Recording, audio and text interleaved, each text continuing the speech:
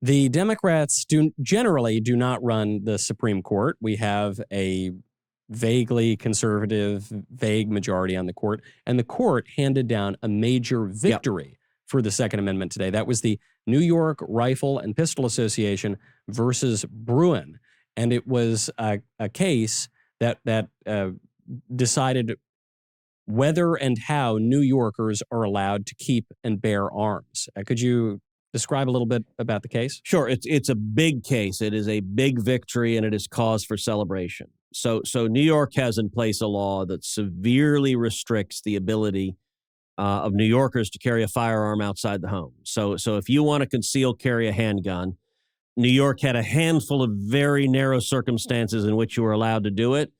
But as a practical matter, you couldn't. It was illegal to carry a firearm outside your home. So if you're on the subway, if you want to protect yourself, New York made it illegal to do that. This was a lawsuit saying, look, making it illegal to protect yourself is contrary to the Second Amendment, which says the right to keep and bear arms shall not be infringed. The Supreme Court agreed. The decision is 6-3, so it was a big majority decision. Justice Clarence Thomas wrote the majority. It's a fantastic majority opinion, and it vigorously gave life to the Second Amendment. And it said, look, you've got a right to protect your own life. The Second Amendment is not about hunting. It's not about skeet shooting. It's not about recreational use of firearms. The Second Amendment is about the fundamental right you have, you, Michael Knowles, to defend your life, to protect your life, and to defend your family. And that right of life and self-defense, the ability to both keep and to bear arms, to carry them with you to protect yourself, is fundamental. And the Supreme Court said restrictions that are not in the tradition of what has been allowed with the right to keep and bear arms are beyond what is allowed under the Constitution. It was a big, big victory. I remember when I was living in New York, I did a little research to see what it would take to allow me to carry a weapon.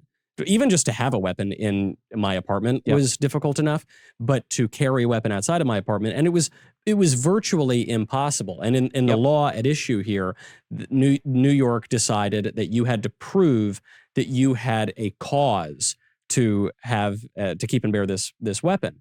And it would seem to me that the cause would be the government's trying to take away my Second Amendment rights. That would seem to be a sufficient cause to exercise my Second Amendment rights. Will this have ripple effects around the rest of the country?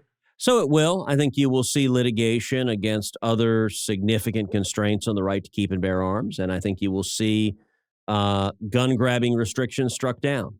The left wants to make it hard, if not impossible, for you to protect yourself. And I think this decision is the biggest Second Amendment decision since Heller versus District of Columbia, which, as you know, I led a coalition of states in Heller defending the Second Amendment right to keep and bear arms.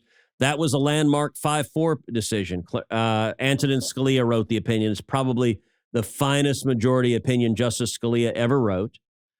In this case, I led an amicus brief for 24 senators defending the Second Amendment right to keep and bear arms. So we filed a brief with the court, and the court agreed with us. The court agreed with us down the line that the right to keep and bear arms is real, it's significant, it's meaningful, it needs to be protected. And, you know, the Bill of Rights is not optional. It's not a recommendation. If you don't agree with it, who cares? It is in the Constitution. If you don't agree with it, try to amend the Constitution, but you don't get to ignore it just because you'd like to ignore it. And so I think this was a big decision and a really important long-term victory for the Second Amendment.